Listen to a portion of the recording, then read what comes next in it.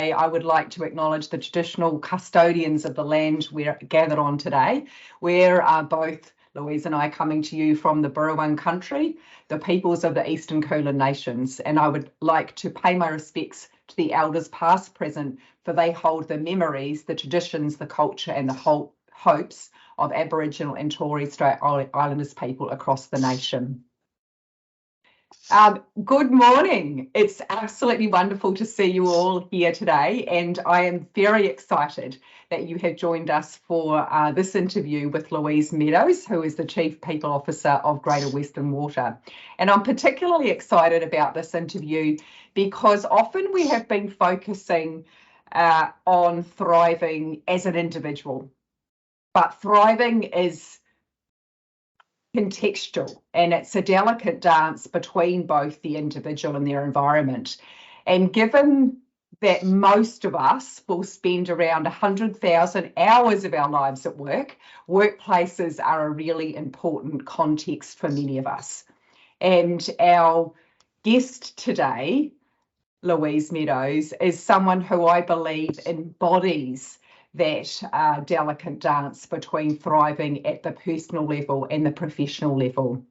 She's someone who really walks her talk, someone that I've known for around 10 years now, and that I have observed in her this amazing ability to balance compassion with accountability and boundaries. And one of the reasons that I think Louise is so good at this, and the way that she builds a culture around her that helps people to thrive, is because she brings her whole self to work, that she's prepared to be open, authentic and vulnerable. And for me, that is one of the key ingredients for creating psychological safety. So welcome, Louise. Thank you so Marie. Much. I feel very humbled by your very warm welcome.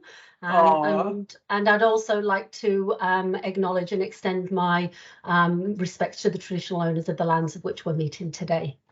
Beautiful. Thank you so much. And I'm keen to dive straight in, Louise, because I feel like there's so much that we can cover today. So I want to sort of start off because I think that, you know, you are a senior executive in a large organisation. And I think, you know, you have around 850 people who you oversee at an executive level. And I think that sometimes when people like you are in those leadership roles, it's easy for people to assume that you don't know what it's like to struggle. And I know that that is often not the case. And that regardless of our gender, our class, our culture even, that we do struggle at times, and when we struggle, that will seep into workplaces, particularly if we haven't done any work to equip ourselves. So can you start by sharing some experiences that you have been through in your life and how you think that those have shaped you in terms of the leader you are today? Thank you, Marie. And I think that's pretty much where we started a few months ago when the idea for this interview was born, was where you and I were sharing, you know, some of our own personal struggles that are happening at the moment. And I made a comment around very often, these things are silent. These things are not given voice to. People can make assumptions around, particularly, and I'm very mindful on this call today, you know, that I'm sharing my experiences from an incredibly privileged position. I'm a white, cisgender, you know, executive educated woman who, yes, has experienced struggles that perhaps people would not necessarily know or see or hear about ordinarily. And you and I reflected on how important it was for leaders to be able to share those experiences, particularly around mental health, particularly around the challenges of being able to hold many, many roles, leader, mother, friend. And so that's kind of where this started. And then I said, yes, I'll give it a go. Thank you for your bravery. And hopefully the people on the call today, will get something from this, if nothing else, other than perhaps to validate and to hear other perspectives. And that's all I hope to bring. When you use the word struggle, I must admit it kind of takes me back to a time when I probably, on reflection, recognized that that's where struggle started for me, because that language was used. And for many years, I actually had quite negative reaction to the word struggle, because I was somebody who was described as somebody who struggled at school. I was not a natural student. And I think even in school reports and in open days, or parent-teacher interviews, as they're called here, that was how I was labelled. Louise struggles with reading. Louise struggles with writing and spelling, which of course went on to realise that years later I actually was undiagnosed dyslexic. So my experience of struggle from a young age was both in terms of my experiences at school were not easy, and they were not pleasant, because of a range of difficulties that I had to learn. But even going back to that, even earlier, I can ground some of those early struggles in being diagnosed with celiac disease at 18 months old, which in the north of England in the 70s was not a thing. People being on gluten-free diets was odd, and so I experienced kind of difference at a very early age, and health struggles and then educational struggles kind of is where I go to when I hear that language, Marie. And I almost eradicated it from my language, because it grounded me in what was to become quite limiting beliefs for me in those early years.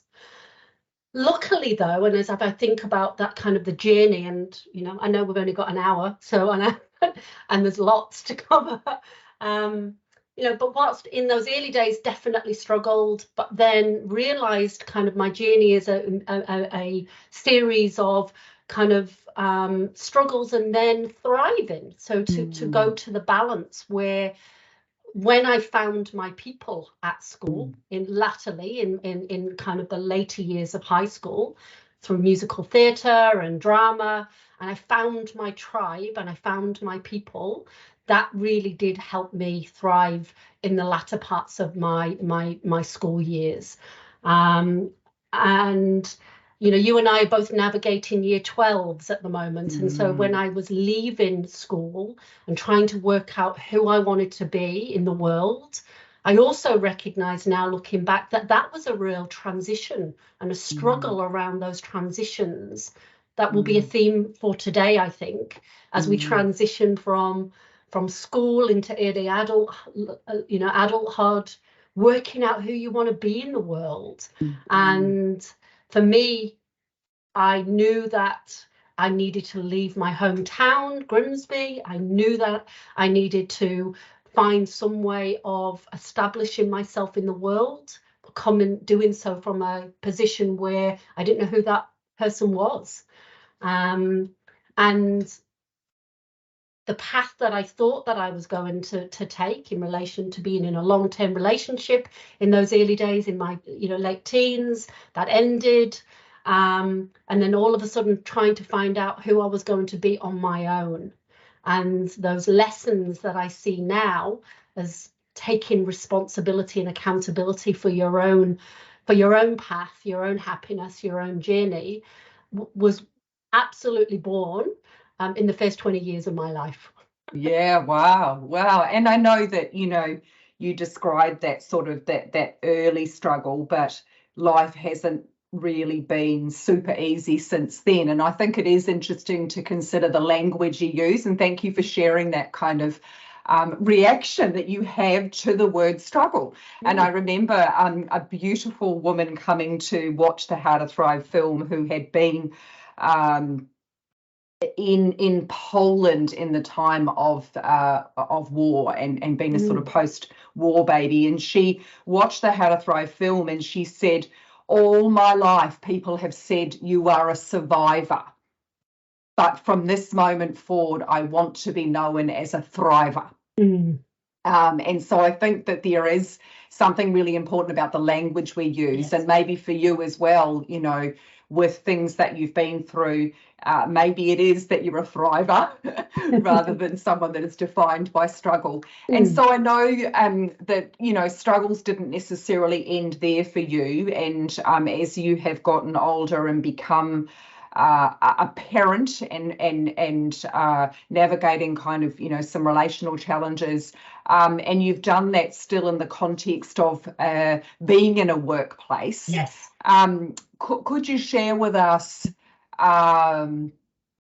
those struggles and navigating those, and the role that you think that workplaces play when people might be experiencing some quite significant life challenges that they may or may not feel comfortable talking about, but that we know that because we are human and not robots, that our struggle will seep into our workplaces and it will affect our performance and our productivity and the way that we are able to show up.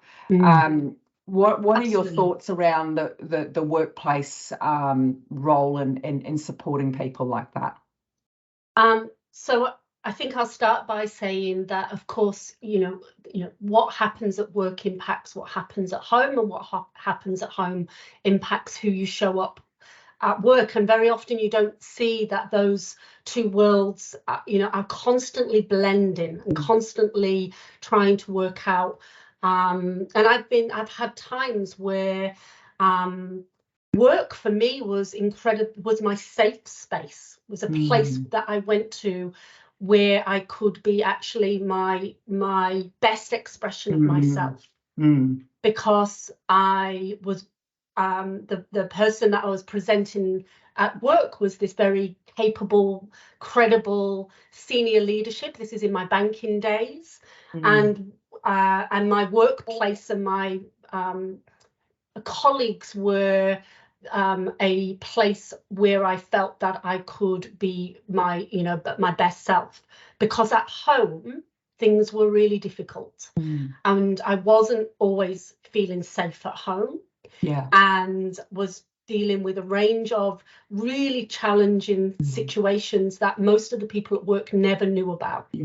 They never could see or imagine that I was actually going through, you know, a range of family and domestic violence situations, that I was dealing with a partner, intimate partner violence, alcoholism, and that was impacting, you know, myself and my two children.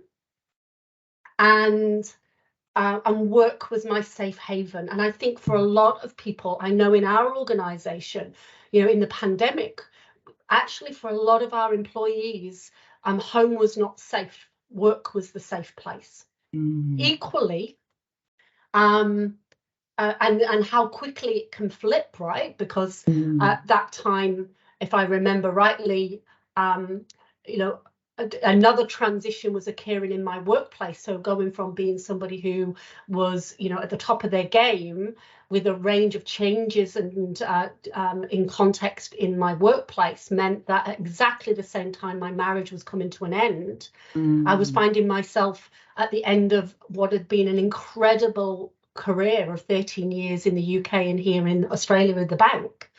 And all my identity of being this strong, independent leader in that context was also being challenged. And my identity was so wrapped up in being that person at work because it helped me cope with what was going on at home. And then all of a sudden, the workplace started to become not as safe for me psychologically, because I was feeling like the ending of that particular role did not end well. And so I got to a point where I was ending my marriage. I was a single mom of, of a 4-year-old and an 8-year-old in Australia with no family. I look back at that and I think, how on earth did I get through that? And my job came to an end. And that was probably a low point, I reckon, in my career, in my life to date. And but what was amazing was I then moved into another workplace. I found myself entering into the world of water and the difference that having a really supportive workplace made as part of my healing process, as part of my transition back to being the kind of the person I wanted to be at work, gave me strength. And the support of my manager at the time, which I can't underestimate in the workplace, the important role leadership plays. But equally, now that I'm in a position where I also recognise what I didn't know and what I wasn't able to access, which as an organisation at Greater Western Water, we now provide, which is access to family violence leave. I didn't even know that that was even a thing. And I'm not entirely sure I would have accessed it because of the amount of shame and the stigma that comes with acknowledging that you're going through something in your personal life and you never, classic working class background, you never wanted to look as though you weren't coping, that you were not a good employee, that I would never have taken time off, which I recognise now was not healthy, was not a healthy place for me to be, because of course in my organisations we work all the time to encourage people to take the time to have access to this leave and to the support through EAP system. I never accessed any of those things.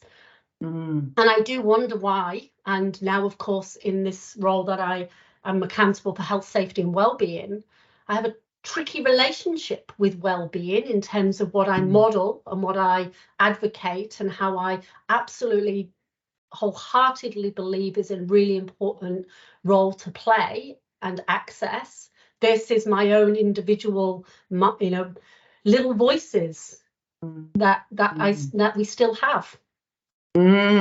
Beautiful. Thank you so much for sharing all of that. And I think that that's a beautiful and authentic description of the struggle that many of us have to practice what we preach. Yes. That we are saying to our employees, I want you to feel safe. I want you to lean in. I don't want you to experience shame and not feel okay to not be okay all of the time, but for us to also model that, particularly, when we are in, leadership positions and we think like we've got to look like we've got it all together. Got to look as though you've got it all. And I found more, recently that, being vulnerable and showing, turning up as your true authentic self, our flawed self, every day. And if you lean into that and you talk about that in a way that, manages your boundaries and manages the boundaries of other people. But I do consider myself to be in a position where speaking today about some of these difficult topics, and and if anything that I've talked about today has triggered things for you, of course, what I wish people would have told me is how important it is to reach out and get the help. To recognize that, these things do happen. And whilst I don't look like somebody who has perhaps, been in those situations, the more that I can talk about it and normalize it and say, that is not my, that was not my fault. I was in a bad situation, means that other people can maybe bring voice to these things that are often not spoken about. And if I can do that in work and make it a safe place, we talk a lot at Greater Western Water about safe, inclusive and respectful. And yet then if, as a senior leader, I'm not modelling how I'm creating a safe, inclusive and respectful workplace, then it is, there is an incongruence between what we say and our vision at Greater Western Water is thriving people, thriving country. But thriving means sometimes you're not thriving, and acknowledging when that is happening and getting access to the things that will help you, help you through those difficult times. Beautiful. And so as a people leader now, reflecting on having gone through that really difficult time in your own life, and you experienced 2 different workplaces during that transition, what are the ingredients that you think matter when it comes to helping people to thrive at work despite struggle, and the kind of cultural context of that safety that you found when you came to Greater Western Water? And how are you? What are some of the things that you're doing in your current role and company to create that for other people? Thank you, Marie. And for me, it's around the importance of the alignment between, who we stand for as an organisation. As I said, our vision is thriving people, thriving country, but also culturally around how we see ourselves, showing up every day, and the systems and the processes and the programs that support your espoused aspiration. And so, and one of the things that we hold as a frame for that, both in terms of our culture more broadly, but particularly in relation to providing health and well-being strategies, is what we call a me, we, and us.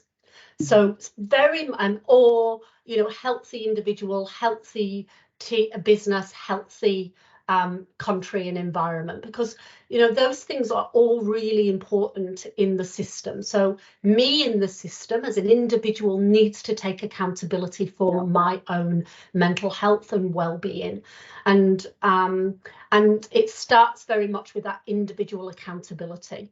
And that is true of many things in our organisation, that we see every employee, all 800 people, as leaders in their own life, leaders within their own home, and leaders within their own work, even if they don't have the job title as a people leader. We fundamentally believe that everybody has agency and autonomy and accountability, but not always very well resourced. And that's where they're making sure that people have access to the resources in order for them to feel empowered and enabled to be able to make those good choices at an individual level.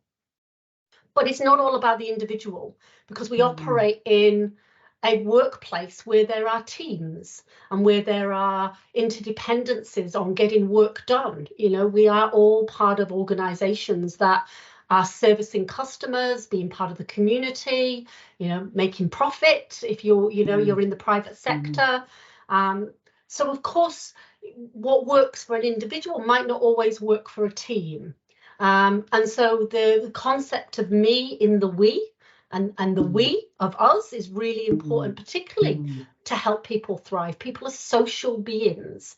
I know that when I've been trying to, my strategies are very much around surrounding myself with colleagues and with friends when things are tricky. And people get a lot of that through their work environment. And then, of course, there's the us in that. So the me, the we, and the us, which is the organisational's absolute responsibility and commitment. And whilst there are some legal and compliance obligations that we have to hold at the centre, that is not why we do the things that we do. We do them because we genuinely 100% believe that we want our people, all of our people, to show up. And sometimes when they're not showing up as well as they would like, how do they access a range of programs that make sure that we're protecting people's health, that we're caring for people deeply, and that we are providing people with opportunities to be their best self? So really both ends of that continuum.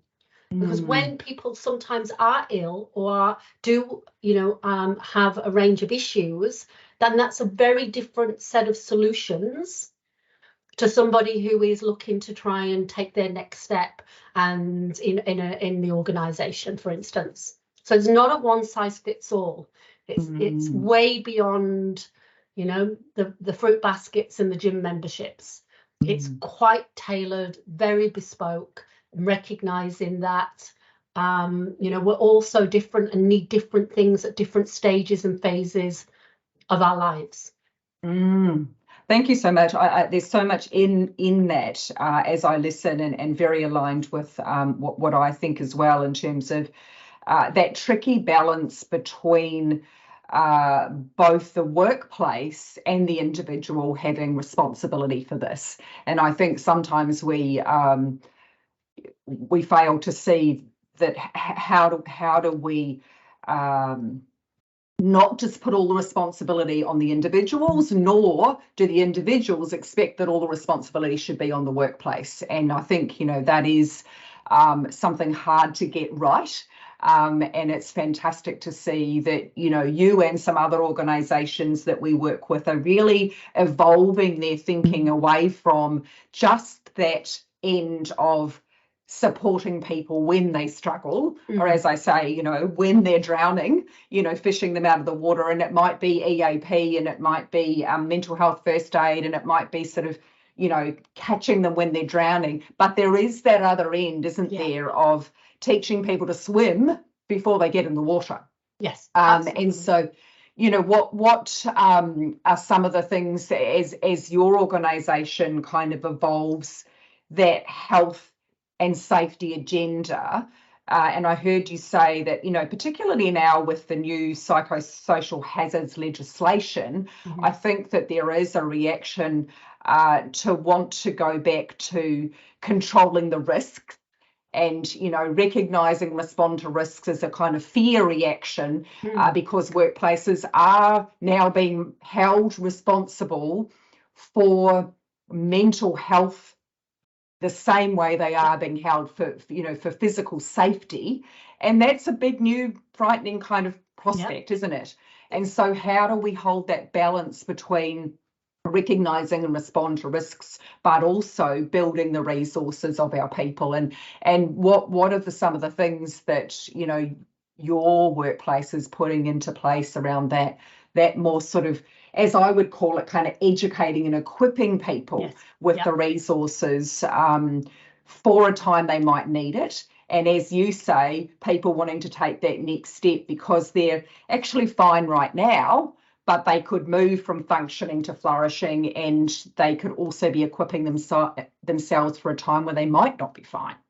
Absolutely, and there's a place for all of those things on that continuum, and there's no doubt that the introduction still to be introduced in Victoria of the psychosocial regulations, you know, that, you know, there is a reaction to taking a very risk-based approach, a very compliance-based approach, and there is a place for risk identification, but it always has to be human-centric. It also has to place the human at the heart of that. But equally, we know that in that risk identification, we have to take a broader psychosocial, acknowledging that you know, there are many things that you know, contribute to an individual's health and well-being in the workplace. There is, you know, triaging, there are those preventative, there is good data analytics, all of those things that help us identify and manage the risk. But we would all, and we do a lot of work in that space that you would find in most organisations. Good organisations should be doing that. But we actually want to be holding both things to be true, which is around things like health advocacy, recognising that people are going to be on those different personal health journeys at different times and at different stages. So having good action and range of interventions. You know, we're just at the moment looking at things like menstrual and menopause. because we recognize that that can have a big impact. I'm a big advocate for those things at the moment, because we know that that has an impact at a certain life stage. We have 47% of our population are female, and most of those at some point are going to be dealing with those issues. So that's the kind of thing that we're looking at, as well as helping people to flourish. So we have participated in the How to Thrive program, particularly with those groups who we recognise through their work are dealing with some of the more challenging situations. Our frontline customer and hardship groups, for instance, who are dealing with customers who are dealing with vulnerable and dealing with hardship or family violence. Our employees are working with those groups. So how do we help them proactively manage self in what can be quite challenging workplace stresses and strains? We've recently also taken, the concept of a growth mindset and the concept of tackling health and well-being from a strengths based as well as a deficit base. And so the work we've done with yourself, Marie, on the strengths-based leadership, understanding and working from a position of strength rather than all of the things that is, but we also know that that all allows us to access a range of conversations we wouldn't normally be asking our leaders to be accessing. So building leadership capability and building individual capability to manage and be able to have strategies that they can deploy at home and at work and in other aspects of their lives. As an organisation, I have a responsibility to provide those things, because not only does it mean that I'm constantly preventing harm, it means that I'm helping people be the best that they can be.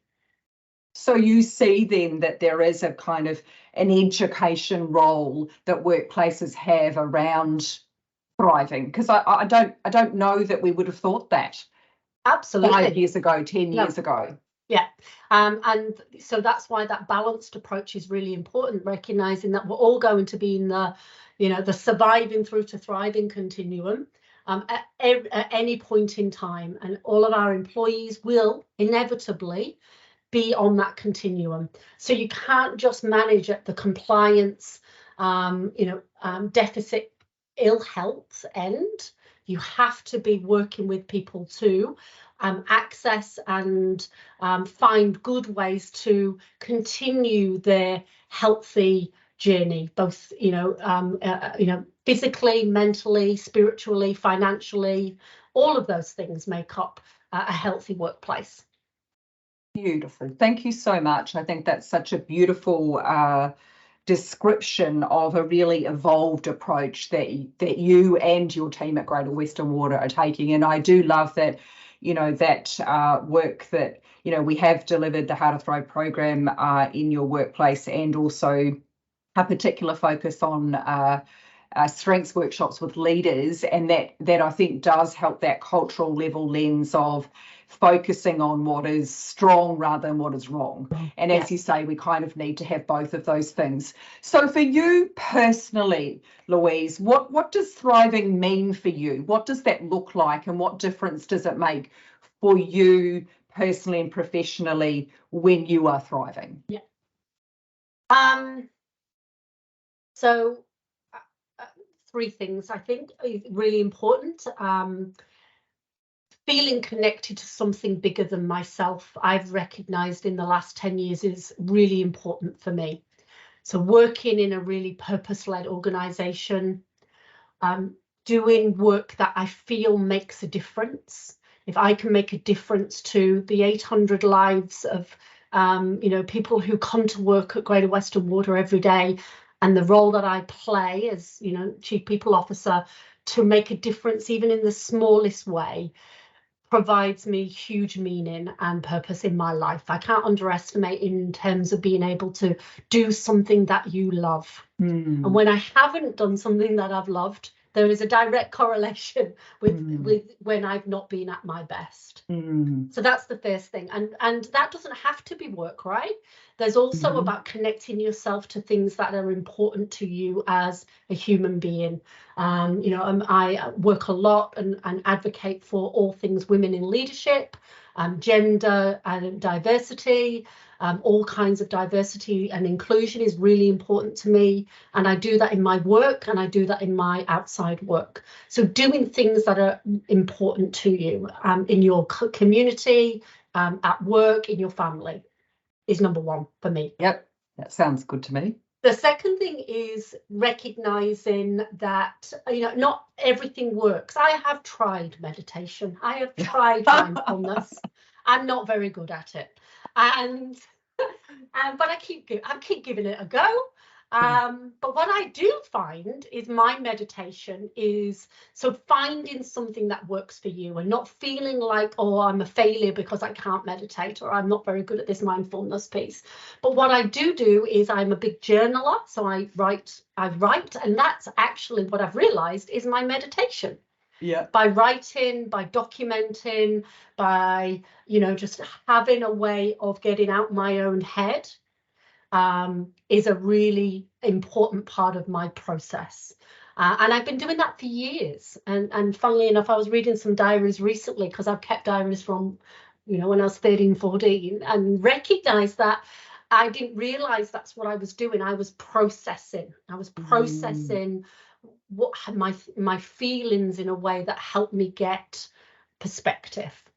And whilst there are times, without doubt, that I have found myself, with some quite catastrophic thinking, cognitive distortions, when I left NAB, I was I catastrophized that I was going to have to go and get 3 cleaning jobs because I had to feed my family. And so I went from being a senior leader to going completely. But what I did was processed that through writing. I also processed through, as you can see, I'm an extrovert, through conversations and surrounding myself with people who are in my Thrive tribe or in my Square Squad, people who I know will never judge and be there for me, and surrounding myself with those people are really, really important. And then the final thing is my physical well-being. And one of the things I realized when I became a single mum and coincides with kind of just aging is that my health is my biggest gift. And if I couldn't work, then I couldn't feed my family. There you go, a bit of catastrophe thinking again. And the only way that I could do that was keeping myself really fit and healthy. And so I've never been particularly sporty, never really liked exercise, but now I go to, my physical health is really important to me. Not just because I know it's good for me, but also because it allows me to fulfill other things in my life, which is being able to provide for my children, which is also incredibly important for me. And so how do you, it's kind of a universal challenge for many of us to balance busy workloads with the commitment that it takes to keep thriving for ourselves. Do you have any advice for others of sort of ways that you've found to keep that balance so that you can be thriving personally and then show up at work as a thriving individual who helps to cultivate thriving for others? There are times when I do this incredibly well, and at the moment I'm doing that really well. I was up at 6 and at the gym, and getting prepared for a very busy day at work, and then I'll be going out with friends tonight. So I have today is a really good example of when I'm nailing it. Yeah. And then other days not so much. And what I'm realizing is I'm really attuned to when I am when I've got all of my quadrants slightly out of kilter. If I'm spending too much time at work, and I am very, mindful that can be a pattern, a habit. So I have to enroll people in helping me be accountable. So my boss, her and I got into a really unhealthy pattern of teams, chatting late at night. And she was the one who said, Louise, we've got to stop this. This is not good for you and it's not good for me. And we hold each other accountable for that now. And so finding people who can hold you accountable. I've got some of my people on the team chat today. So they'll probably tell you when I do it not so great. But, you've got to enroll people. You've got to ask people for help.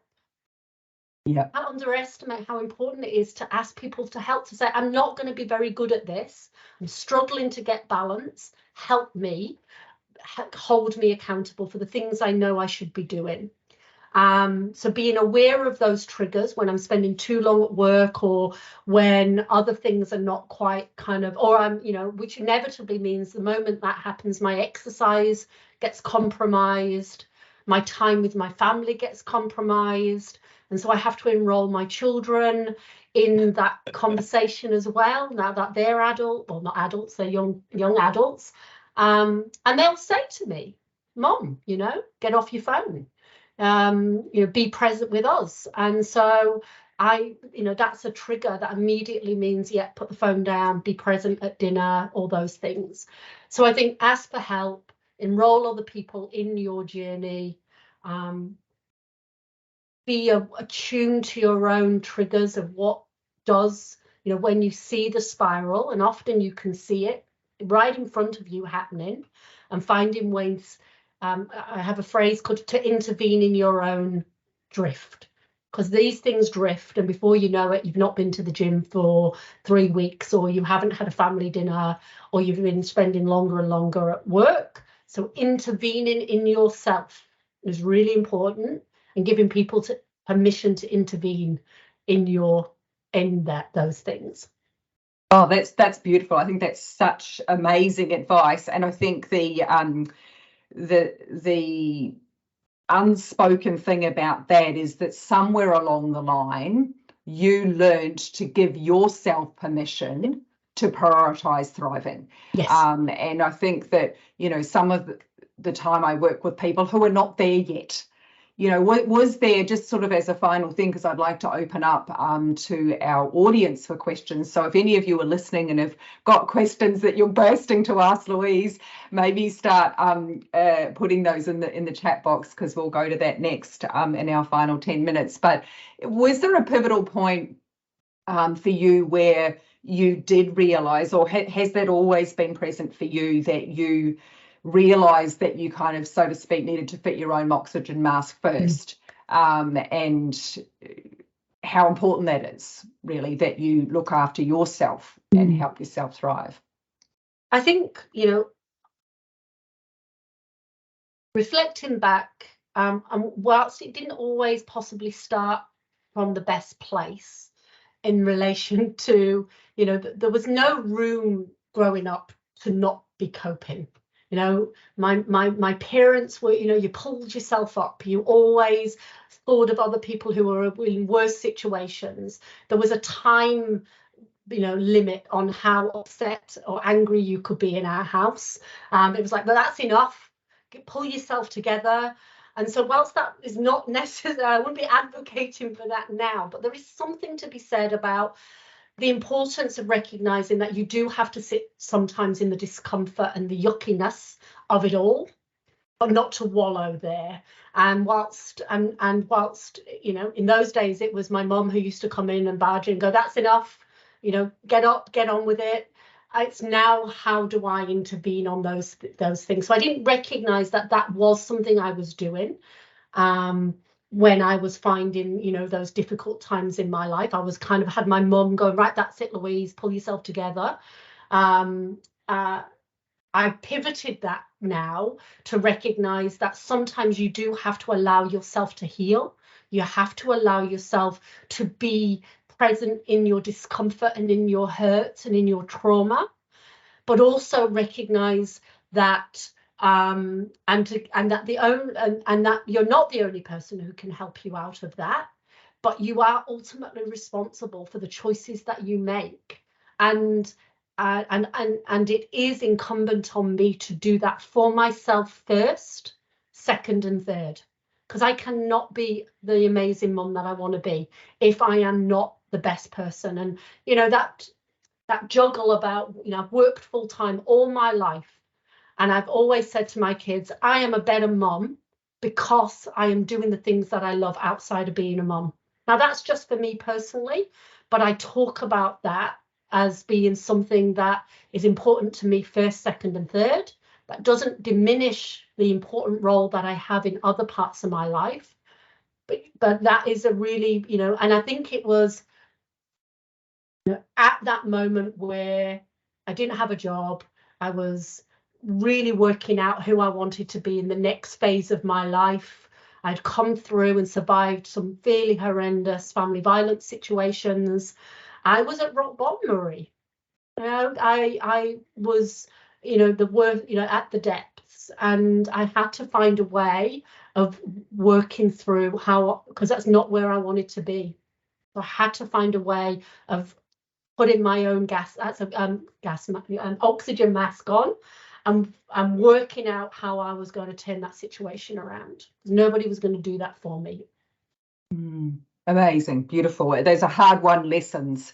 Those are hard-won lessons to, you know, have gone to those depths, as you say, and fought your way back. Any last pearl of wisdom you would like to impart to others in terms of, you know, thriving for yourself, or the way that you cultivate that in your workplace? And then I'm just going to check what questions we have for you from others. I think we've just got to be kinder to ourselves. We've got to be kinder to each other. You never know what's going on for somebody. And so kindness and generosity of spirit and intention, that people are doing the best that they can with what they've got. And whilst it's easy to judge, to say they're not doing it well, I always try and remind myself that, you know, if they're showing up not great in a meeting, or they haven't finished a piece of work, or they're not coming into work for whatever reason, I try and ground myself all the time in, you know, what might be going on for them. What role am I best to play right here, right now, from a position of kindness and generosity to myself as a me, to my team and the 60 people that I lead on a day-to-day basis, and for us as an organisation. Oh, that is absolutely beautiful. What an absolutely beautiful way to end this conversation, thinking about compassion for ourselves first, that enables us then to show up with compassion for others. And I think, you know, Professor Jane Dutton has done some beautiful work about the importance of compassion in workplaces, and it's so easy for us to forget with those sort of soft concepts like love and kindness, how important they are. At the end of the day, we're all human, and we need to feel seen and safe, and that we will be soothed when we suffer. And it's the way that you balance that compassion with also accountability that says, you know, I expect you to show up and get the work done, and that we believe that we can have coexisting high performance and high thriving. Yes. And I think what you've described is a perfect context in which that can be created, that we will support you and expect you to perform at your best, but we will also provide you both the resources and the scaffolding and support and container in which to do that. That's beautiful.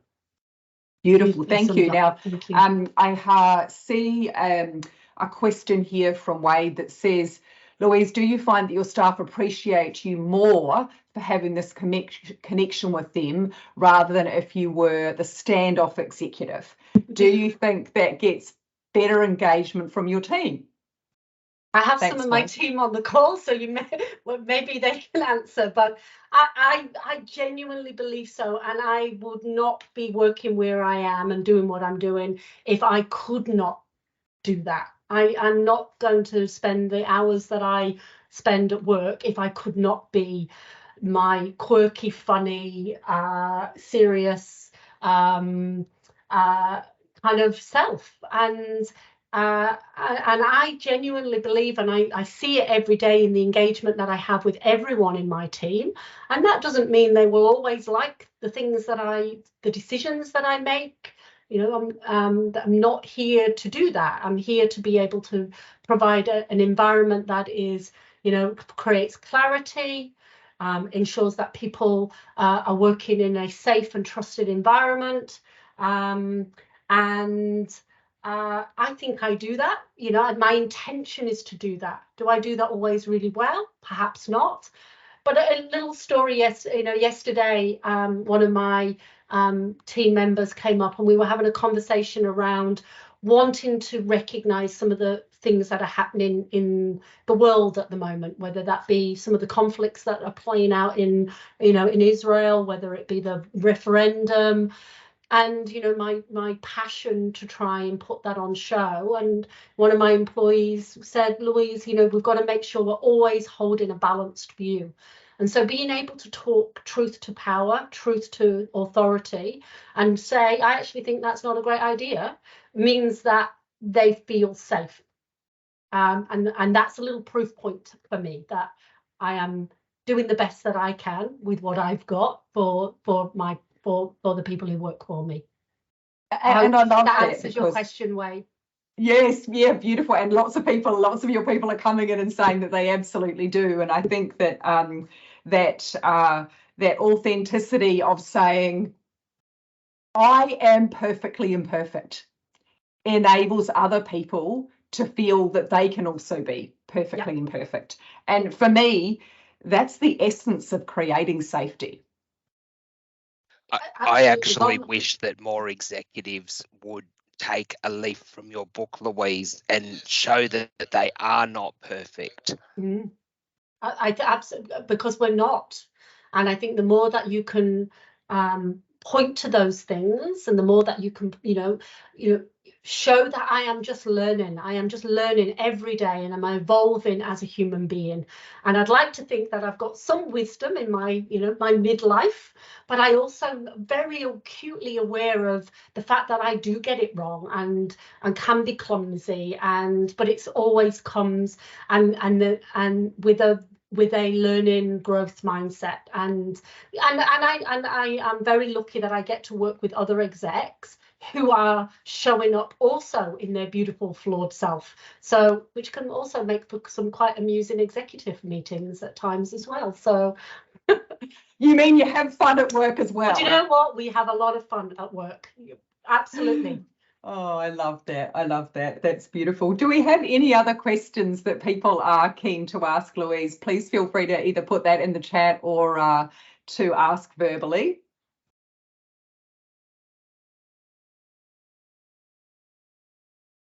Sorry, my apologies for being late. I got the time wrong. I was just wondering whether this would be recorded at all. Yes, it is recorded. Okay. Absolutely. Yeah. Oh, great. Thank you. Thanks. We'll be sharing that out with anyone and over the socials as well. And I think Louise will also share it internally. So there has been so much wisdom in this for me, and I'm excited for other people to be able to get access to that. So thank you so much, Louise. I just think that, as Wade said, if we had more leaders and workplaces that understood the power of showing up authentically in all of our vulnerable kind of imperfect selves, that we would do. And I think that one of the things that's important about that is, as you say, we won't always get it right, but it's our intent, and I think that there's some interesting research about, what people pay attention to, and it's not necessarily our words. It might be a bit of our body language, and our body language comes from what is our intent in that situation. So if we're ever kind of, feeling like we might not have what it takes, so long as we are showing up with that kind of learner mindset and with compassion, we can't go too far wrong. So John's asking a question around any thoughts on boards are holding wellbeing and strategic objectives. Yes, because ultimately well-being health, safety and well-being, it should be a critical is part of their duties as a board to ensure that the culture of an organisation is safe, and that the people within those organisations have healthy, safe environments, whether that be the physical safety or the psychosocial or well-being. And so boards pay a lot of attention to not just the physical aspects of safety, which is perhaps more the traditional purview of a board, but increasingly I will spend, as much time talking about psychosocial safety, mental health in the workplace, the strategies and the tactics that we are deploying in our organisation to provide assurance to the board that that is a key topic for us.